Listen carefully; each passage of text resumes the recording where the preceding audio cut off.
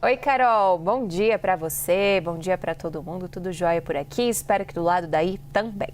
Também estamos aqui nesse impasse ainda, né, com relação ao decreto que prevê o aumento da alíquota do IOF. Teve aquela reunião, aquela audiência de conciliação no Supremo Tribunal Federal entre Congresso e governo, sem acordo, Isabel. E aí veio o ministro da Fazenda, Fernando Haddad, dizendo, olha, a solução para o IOF vai ser rápida. Já trazendo um pouco da expectativa em torno da definição do ministro Alexandre de Moraes, cabe a ele uma decisão com relação a esse impasse. Isabel, o Congresso também está com esse otimismo? De fato, podemos esperar uma decisão célere do ministro Alexandre de Moraes? Carol, sim, até porque o governo ele conseguiu arrecadar ali uma boa fatia enquanto o IOF estava valendo. Hoje, por decisão do ministro Alexandre de Moraes, o IOF não está valendo, mas não é uma decisão final. Então, você tem que resolver esse imbróglio de alguma forma. Teve um pedido de liminar, a Advocacia Geral da União está aguardando agilidade por conta desse pedido que foi apresentado e dentro do Congresso Nacional a percepção é a mesma, que deve ter uma solução rápida, mas que ainda assim a gente vai ter que acompanhar qual vai ser o desfecho depois no plenário do Supremo Tribunal Federal.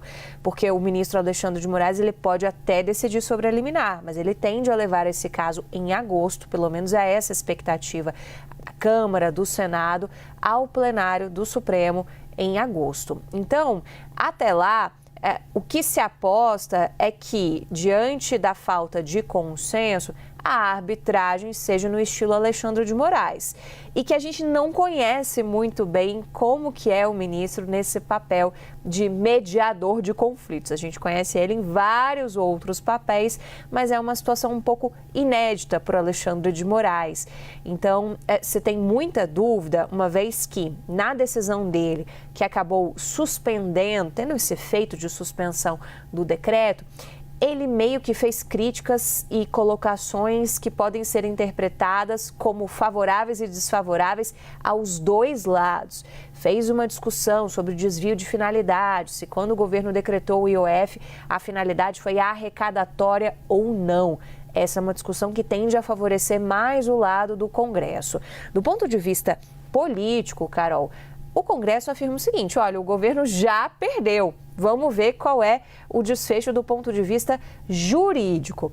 Agora, um ponto chamou muita atenção.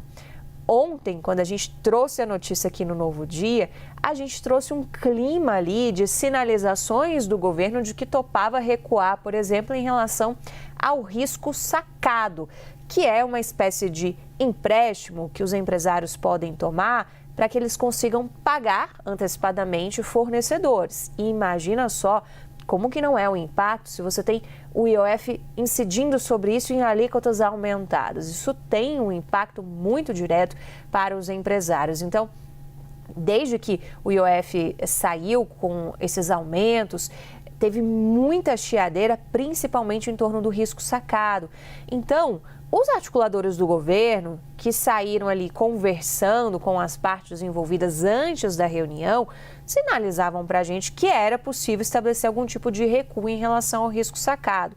Tinha um outro ponto, que era a questão do VGBL, que é uma espécie de previdência privada, que também estava incidindo essa alíquota mais alta do IOF. Esse ponto ainda não estava muito consensual e se tentava se chegar a um recuo também do Congresso Nacional. Então, pode ser que um recuo do governo federal, melhor dizendo, pode ser que foi justamente essa falta de ajuste neste segundo ponto que fez com que não se chegasse até a audiência de conciliação com um acordo um pouco mais delimitado.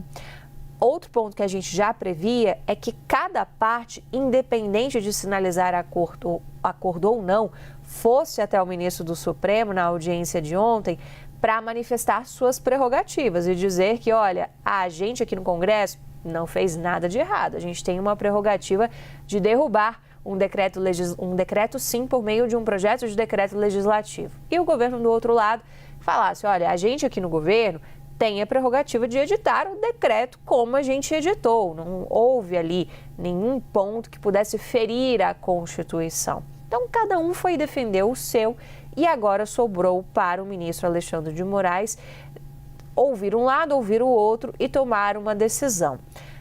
Esses pontos que eu falei, que poderiam representar algum recuo da União, já que houve sinalização no bastidor para que isso acontecesse, isso é importante da gente frisar, esses pontos também podem vir eventualmente na própria decisão do ministro Alexandre de Moraes. Então ele pode optar por um caminho, isso algumas fontes do Congresso Nacional que estão diretamente envolvidas com essa negociação apontam para a gente, ele pode sim optar por um caminho de não derrubar o decreto inteiro, de derrubar apenas algumas partes e preservar outras. Seria uma espécie de meio do caminho também.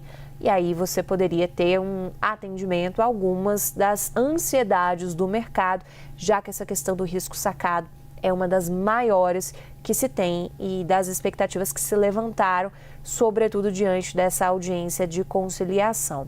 Então agora é preciso aguardar qual vai ser o desfecho que o ministro Alexandre de Moraes vai dar para essa situação. Até aqui ele tentou ter ali uma espécie de caminho do meio, de fazer aceno para um lado, fazer aceno para o outro, levantando coisas que podem ser favoráveis e desfavoráveis. Então ele não deu muita pista para que lado vai. Um lado que é esperado e que é apontado como possibilidade é esse lado dele olhar para o decreto e, ao invés de dizer que o decreto inteiro é constitucional ou inconstitucional, tentar tomar algum tipo de decisão que possa agradar um lado e agradar o outro, e assim cumpre esse papel do Supremo Tribunal Federal de um mediador em relação a esse conflito.